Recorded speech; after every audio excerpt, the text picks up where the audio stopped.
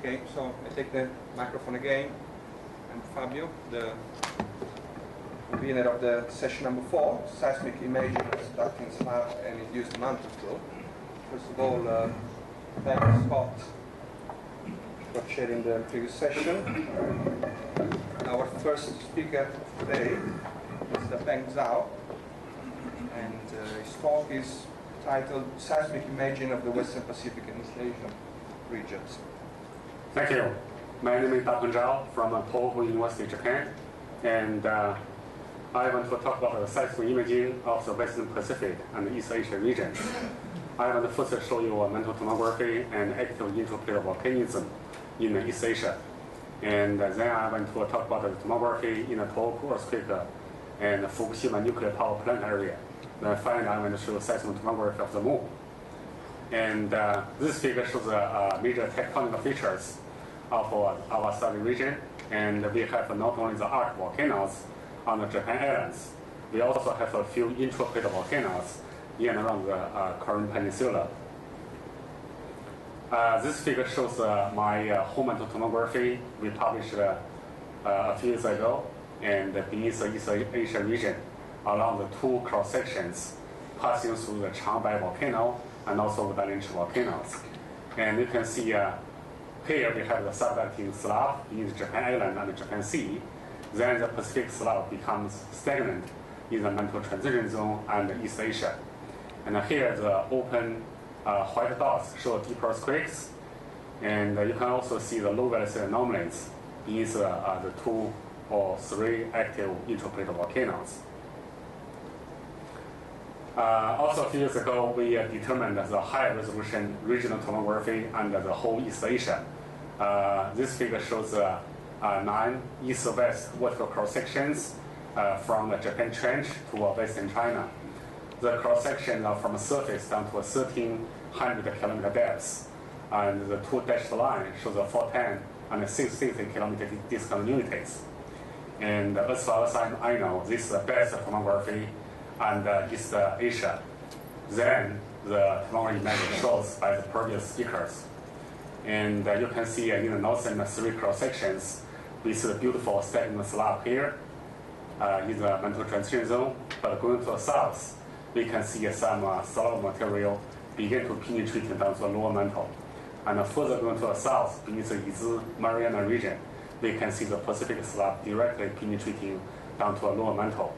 And also the Wadaki-Grignon seismic zone also becomes vertical. And here, beneath the Ryukyu and Taiwan region, we can see the Philippine Sea slab also penetrating, also going down to the mantle transition zone depths. Yesterday, Professor Lee mentioned the importance of the Changbai or Baitou volcano to Korea and also to China. And here's a beautiful photo of the caldera of the Baitou volcano. And here's well, in addition to the local boundary between Korea and China, we also have Dapeng volcanoes, which recent eruption occurred 300 years ago. And also in Western China, southwestern China, we have a Tongchong volcano, which also erupted 300 years ago. In particular, this Changbai volcano is a very huge volcano. It has erupted several times in the last 1,000 years. It's now very famous and also popular sightseeing place, but also very active and dangerous volcano. In particular, after the Tohoku Oki earthquake, so you may visit Changbai before it visits you. Also, we try to determine the even higher resolution local tomography right beneath Changbai by using all the data available from local earthquakes and also from data from portable seismic station deployed around Changbai. This figure shows the east-west and also north-south vertical cross-section right passing through the Changbai volcano. The cross-section from the surface down to a 650 kilometer depth. And here you can see we have a very beautiful localized low velocity anomaly from the surface down to a 410 kilometer discontinuity right beneath Changbai. But in the mantle transition zone depth, we have the high velocity anomaly also with deep earthquakes. So certainly this line represents the stagnant Pacific slab. Based on these geophysical results, in 2004, we proposed this big mantle wedge model, BMW. But here it's not a car, it's a big mantle wedge. Okay, we see the upper mantle above the Pacific slab and the stagnant slab has formed a big mantle wedge. Okay, the lateral extension from the Japan Trench to Beijing is about 2,000 kilometers, much larger than the conventional mantle wedge here in this island arc. We think several processes have occurred in the big mantle wedge, such as a shallow and deep slab dehydration, corner flow in the big mantle wedge, seaming and fracture of the continental lithosphere, like the North China craton, and also the upwelling of the hot asthenosphere materials to form the intraplate volcanoes.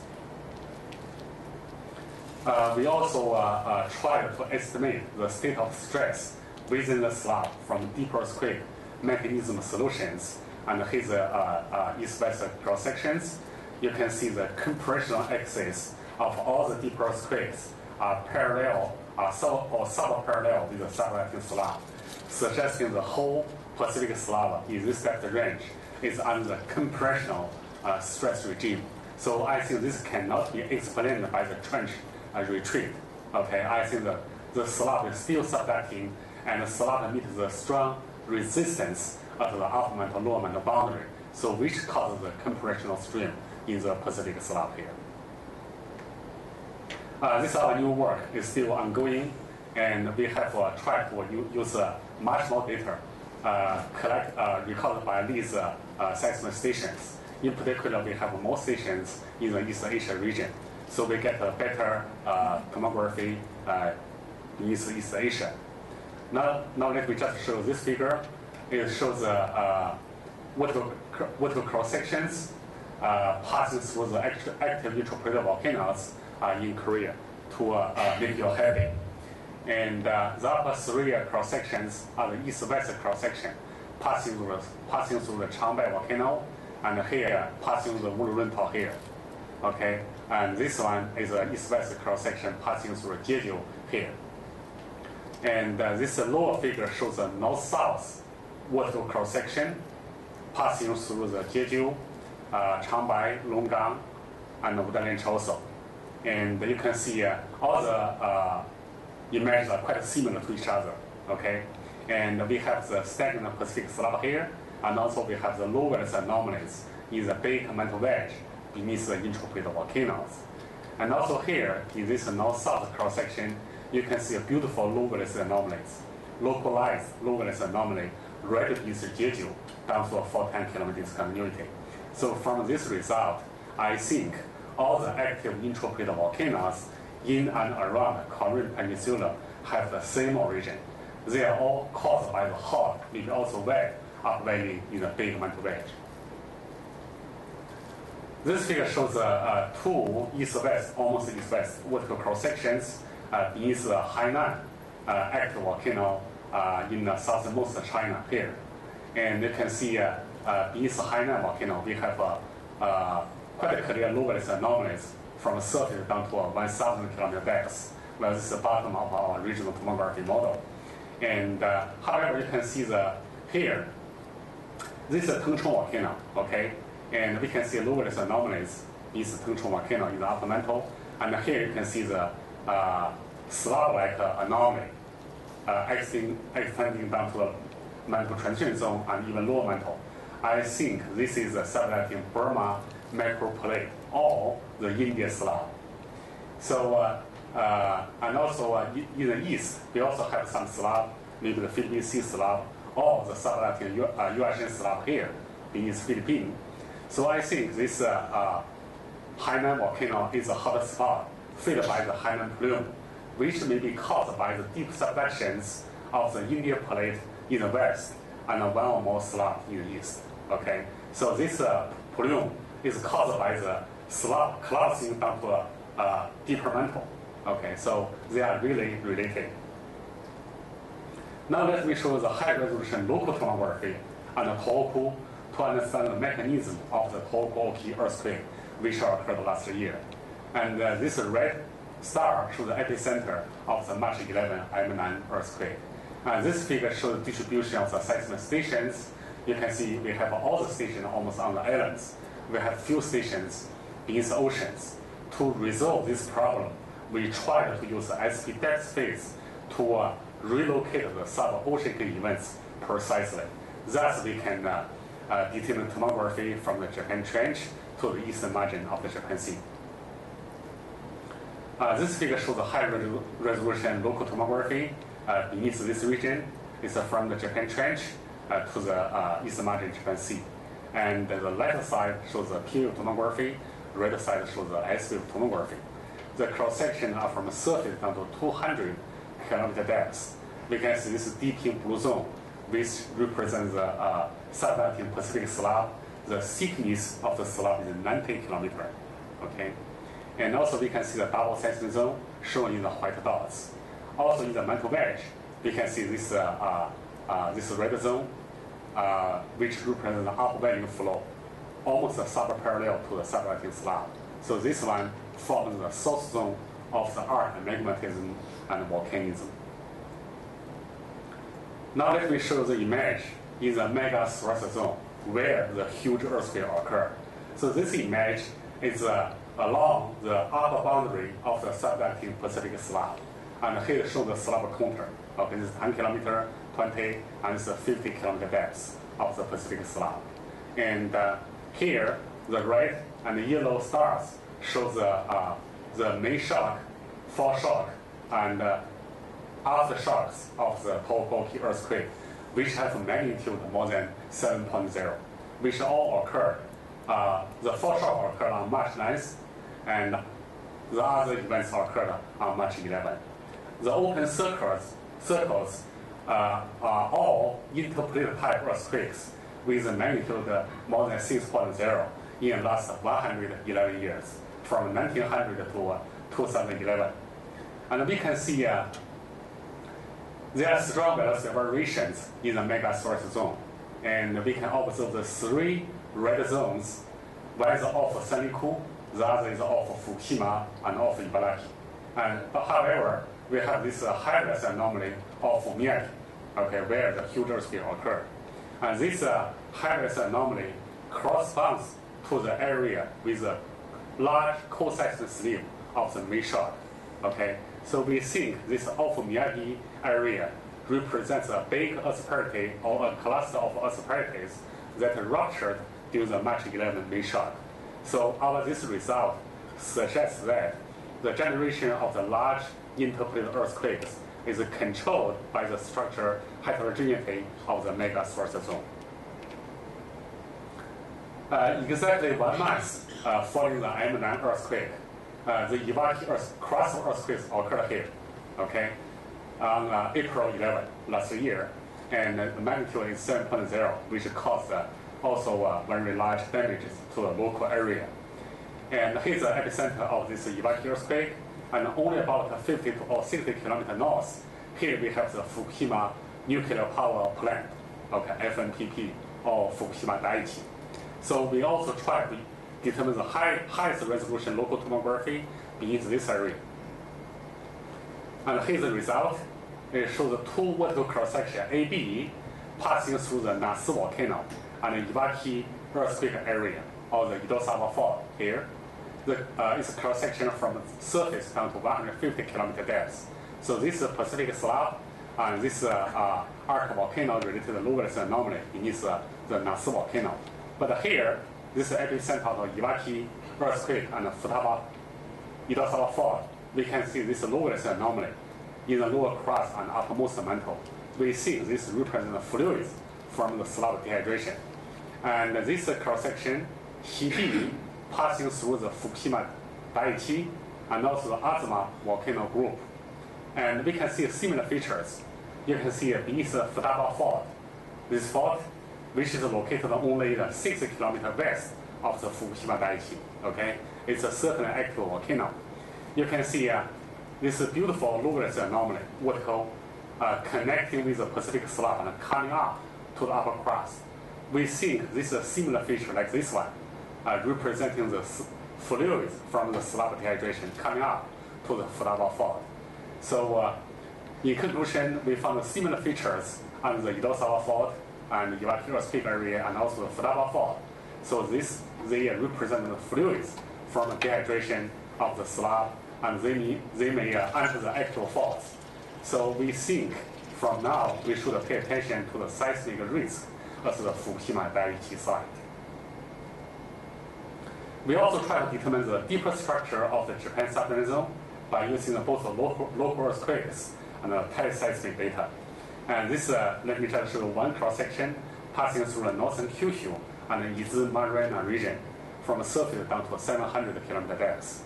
So you can see this Pacific slab also becomes stagnant beneath western Japan. Here, you can see this blue zone, and this Philippine Sea slab. But the seismicity within the Philippine Sea slab ends at about 180 kilometers. But we can see this blue zone is a depth extension of the seismic zone. So this represents the aseismic Philippine Sea slab down to about 400 kilometer depth. Here you can also see this red zone. This represents the upwelling flow in the big mantle wedge above the Pacific slab, and maybe also the deep slab dehydration. Recently, my group has studied the research collaboration with Dr. Kang and Dr. Park in Kigali. Okay, we tried to process the data from both South Korea and Western Japan. This figure shows the distribution of the seismic stations in South Korea and also the Japan Islands. And this figure shows the distribution of the teleseismic rays. Okay, you can see we have very good repulse coverage in this area. But actually we use both the local data and also teleseismic data. So the actual repulse coverage is better than this one. So here's our still preliminary result along with cross sections in South Korea and Western Japan. Okay, and from surface down to 700 kilometer depth. So in this area, the Pacific slab become almost flat in the lower part of the mantle transition zone. And here once again we see the aseismic Philippine Sea slab beneath this Tsushima Strait and South Korea, like this. And this figure shows the geometry of the aseismic Philippine Sea slab down to 460 kilometer depth, like this. These red contours show the aseismic Philippine Sea slab.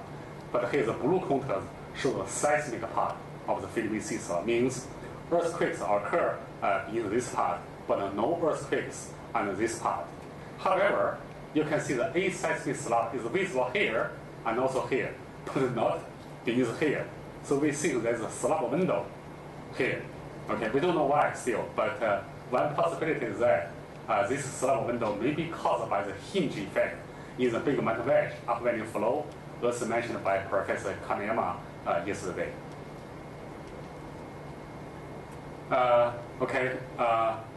Once again, this is a whole mantle tomography beneath the western Alaska and the Bering Sea, from surface down to a common boundary. There are some minor intraplate volcanoes in the western Alaska, also Bering Sea. And so we can see the similar features beneath this region. Well, because there are not so many seismic stations here, so the spatial resolution of tomography in this region is also not very good. But we can see roughly, we can see similar features like the stagnant slab in the mantle transition zone, and we can see the lowest anomalies beneath the intraplate volcanoes beneath the western Alaska and also Bering Sea. Similarly, beneath the eastern Eurasian region, eastern Russia, there are also some minor intraplate volcanoes in this area. And we found similar features as Changbai and Wurulunta and Jeju. Okay? So we think all these intraplate volcanoes may be caused by the big mantle wedge process, like Changbai and Jeju. Here the cartoon shows the major features. We see this Pacific slab becomes stagnant and big mantle wedge. And also here, this is in a small mantle wedge, we have upwelling flow, which causes arc volcanoes. But the upwelling flow in the big mantle wedge causes intraplate volcanoes like the Changbai. But the slab itself also collapses down to the lower mantle like this, which may trigger upwelling flow like this, which may cause the Hainan plume. Finally, let me just show you briefly our recent seismic tomograph of the moon Okay, we use the Apollo seismic data. There are only 4 stations available. Okay, so you certainly cannot compare the lunar tomography with the Earth tomography. So this figure shows the 4 triangles show the 4 Apollo stations, and we have both some shallow moonquake and some deep moonquakes. And almost many deep moonquakes occur around from 700 to 1400 kilometer depths. Okay, so this is actually the better condition than Earth. Okay, because they are so deep moonquakes. This figure shows the repass coverage in the Apollo seismic network. You can see the rays crisscross quite well. Then we can solve the tomographic problem. Then we can get the result like this. And this ISO tomography at 20 kilometer depths beneath the near side of the moon. This is imaged at 150 kilometer depths. Okay, and this figure shows the thorium, the radiogenic element, thorium abundance distribution. Okay, you can see the thorium abundance is higher beneath the western side of the Apollo network. Okay, and the EM tomography shows the low velocity. Okay, so this may represent here the heat flow is higher, so temperature may be also higher, which causes a low ISO velocity in the moon. Also, finally, this figure shows the 4 vertical cross sections in the lunar mantle. Okay, and the black dots show the deep moonquakes. We can see a pretty good correlation between the moonquake distribution and the tomography. Most of the moonquakes occur in the blue zone or at the boundary between blue and the yellow part. So we observe the same feature in the Earth, for example, Pope and also other regions. There's also very good correlation between the Earth distribution and the tomography. But surprisingly, we found this is a correlation between moonquakes and tomography in the lunar mantle. So finally, in conclusion, the subducting Pacific slab becomes stagnant in the mantle transition zone and East Asia. A big mantle wedge has formed in the upper mantle above the stagnant slab. The active intraplate volcanism in the East Asia is related to a hot, maybe also wet upwelling in the big mantle wedge. The Philippine Sea slab has subducted aseismically down to 460 kilometer depth and western Japan and South Korea. The generation of the large earthquakes is controlled by the structural heterogeneity in the seismogenic zones. Not only the eminent interplated earthquakes, but also the crossover earthquakes, like the Iwaki earthquake. Also, finally, we found correlations between the lunar mantle tomography and the thorium abundance distribution and the deep moonquakes. Thank you very much. Thank you very much, Dapeng. So I think we can take one question or two.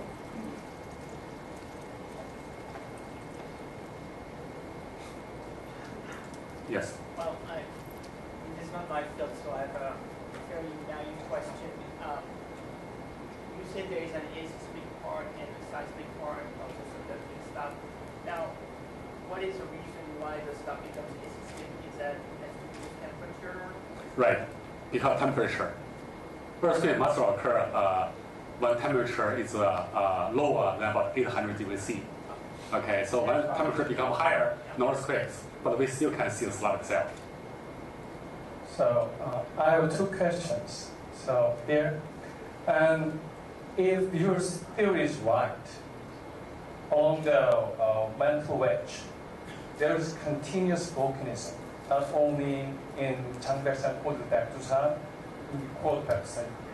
so there should be a line, but we cannot see those kinds of a line. So why? I want to ask why. It occurs only spot by spot. And the second question is, recently, there is a collision between India and Asia. And during that time, the South Asia rotated and South China Sea formed. It means there's a big extensional force. So during big extensional force in Northeast Asia, there's large basins forms. So it can cause uplift of the mantle. So then in this talk, many people only think about the subduction from the Pacific side, but no one mentioned about the extension force caused by the India. So I want to know whether you consider that extensional force in your mechanism of that. Okay? It's an extension force where? In the lithosphere? You mean the extension force in which part? So the extensional force in the lithosphere extension is very clear. And during that time, the extensional means You mean now? shallow. You mean now or No, in ancient time? it's about 20 or 30 millions of years ago. So, I can say one more comment. In Donghae, you call it Japan Sea. In Donghae, there was a Dog Island. So the formation age of H2C and Dog Island is almost same with the Baekdu Mountain. So it means if they have a same age forming and the sequence is very similar, that it means Donghae and Dog cannot explain by wedge model. So that is another discrepancy. And also, most of the characters of volcanic rocks are EM1 mantle. And no one find the effect of subductional materials. So in that case, we should find some EM2 characters. But it's most volcanic rocks shows EM1 type. So there is another problem for following your model. So Okay. I don't think Well, explain. it's a very long question. I hope I can answer quickly. And well, your second question, I must say that our tomography only reflects the current image. Okay, this is a current image. And of course, we can estimate, we can think about something happened before. But I must tell you that the earthquake mechanism solution suggests that mainly the crust of lithosphere under the compression now, not extension. In the lithosphere, in the mantle maybe extension to the some corner flow. Okay, so I don't think I can answer your second question better. But now let me answer your first question. Why is not a linear feature but a supported feature? Okay, I think this is not only caused by upwelling flow in the mantle wedge, but maybe also affected by the structure in the subducting slab. Okay, the subducting slab is certainly not homogeneous. Okay, there may be some cracks, older cracks, which may contain fluids, where there may be more dehydration beneath the Changbai, beneath the Jeju, so which have a better supply of fluids, that which cause such lock. This is only my thinking. Okay, not really, but I do think also of course lithosphere structure. If in the lithosphere there are some faults, the magma may easily come to the surface. Okay, not only the such intricate volcanoes, even the arc volcanoes, they are not a linear feature. There are still some distance. Yeah. So certainly the formation of volcanoes is caused by several factors, not only in the mantle wedge, but also the lithosphere, maybe also the slab itself. That distribution is controlled by a second set mass. Yeah, if it is using that go later in discussion. and just comment. Maybe. Still, yeah, we are debating. Okay, maybe we can go on later on with the discussion. Okay. Thank you very much.